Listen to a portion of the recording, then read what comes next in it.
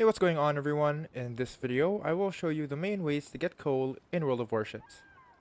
Coal is a special currency used to buy premium ships, commanders, and rare items in the armory. First and most common way is through containers, which is these. After battles, choose more coal containers, which you get through your daily containers. These give you coal every time, and it adds up fast. Second, daily missions and combat missions, which are these ones right here.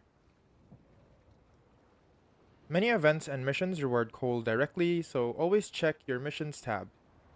Third, special events and dockyards. Limited time events often give large amounts of coal as rewards. So if we check our dockyard here, as you can see here in the fourth reward, you get 7,500 coal. And then the next is clan bonuses. I'm currently not in a clan, so I cannot show you what it looks like, but if you're in a clan with a developed port, you can also get bonus coals from containers. This is one of the easiest ways to increase your income. Fifth is ranked and brawls, which is here.